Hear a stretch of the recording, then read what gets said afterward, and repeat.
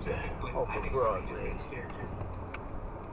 I mean, let's hope that that's the case, and that this wasn't a situation where the person fled because he didn't want that gun detected. Of course, we're waiting for all that information to come in. Don't want to speculate as to what the the exact course of events was, but you're right, Phil. It could be just as simple as that. But Phil, the airport says it's rescreening the passengers who evacuated onto the tarmac, but they're not evacuating the entire airport and rescreening everyone. We don't want everything to melt down in Hartsfield right before the holidays, but is this the right move? Yes. I mean, you look at the numbers, Game. I know this looks like an alarming incident. I go through airports all the time. I was just in Hartsfield in Atlanta about a week ago.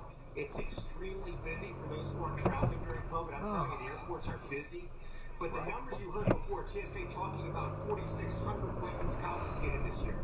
Let's do another few numbers. And let Hartsfield, before COVID, you're talking about 100 million plus passengers a year. 100 million plus. 11 of a million are going to have a weapon. So if you start to do those numbers, Jim, if you want to stop the airport every time somebody gets a weapon confiscated, Hartsfield with 100 million plus passengers a year is not going to be operational. This is just too common. And that is a sad commentary. We obtained video of a plane that was held at the tarmac back when people thought it was an active shooter. Again, we know it was not an active shooter. That's according to airport officials. But let's listen to what the pilot told the passengers at the time. Again, we've got an active shooter situation in the airport. We're doing parking at the terminal out of an abundance of safety for yourselves. We'll keep you advised when we know more.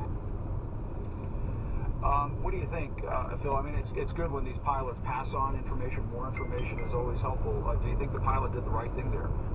Had to do the right thing. And every single person on that plane is on their smartphone. Those smartphones aren't shut off, in my experience, till you pull away from the tarmac. So people are going to start getting information, including disinformation. If the pilot doesn't speak, in the absence of the pilot speaking, people are going to create all kinds of stories.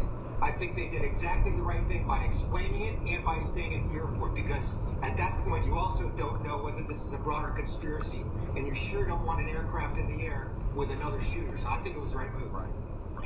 Absolutely, and our thanks to that pilot, our thanks to all the people at the airport. At all the airports this time of year, they have to deal with so much stuff on top of people not wanting to wear the masks and so on. They're the folks really working hard these days, as we know.